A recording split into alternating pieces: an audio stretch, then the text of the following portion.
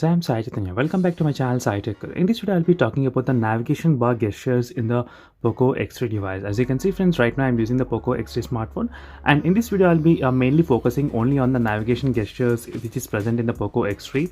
So where you can actually use the full screen without even this navigation bar buttons as well.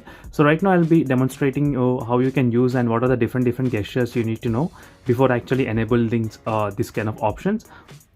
And in case if you're wondering what is this application I'm using right now, if you are interested, do let me know in the comments below. I'll try to make a video on this one, what I'm using. And even for the wallpapers, do check the links in description for the playlist. And even for the phones as well, there's a plenty of videos already uploaded on the POCO X3, so try to check that playlist as well. So let's get started without wasting any time. Right now, to access the full screen experience, you need to go to the additional settings. So in the additional settings, you can find the full screen display.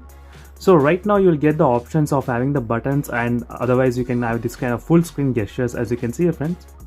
So next one thing is that you at the moment in the POCO X3 you don't have this kind of Android 10 navigation bar button. As you can see, by using this you can easily switch between the applications without any problem. So right now I'm using in the Redmi K20 Pro device.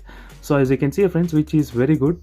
So if I find any other method in the POCO X3 to install this kind of smart bar, I'll let you know. I'll try to do as much as I'll try to do a video on that one as well regarding how to install this smart bar in the POCO X3 device, if you guys are interested in that.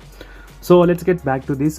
If you enable the full screen option, you do get two different modes. So double check for the gestures. So in case if you're playing game or if you're playing any video or any kind of files, so if you're by mistake, if you swipe back, it will ask again to swipe back, so that to prevent the mistouch sometimes while playing games and watching videos. So next is going back to the previous application, as you can see here, friends. So that's a very useful thing because let me try to open few of the applications. So right now you can just swipe and hold for some time, which will take you back to the previous application which you are using. As you can see, friends, just swipe and hold for 2 seconds. 1 second, I think only 1 second is enough.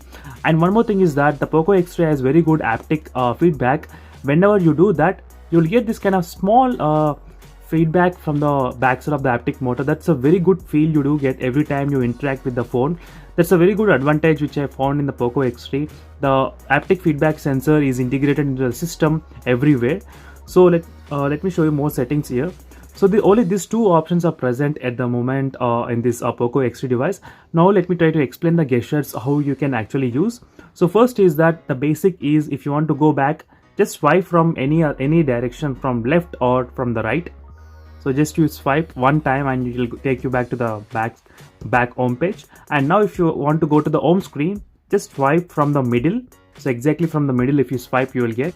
And in case if you want to open the recent applications, swipe and hold for some time, as you can see, friends. So then you can find all the recent applications similarly like this. So those are the few gestures you need to know before actually enabling these options. So these are the quick review on the how you can actually use the navigation bar buttons.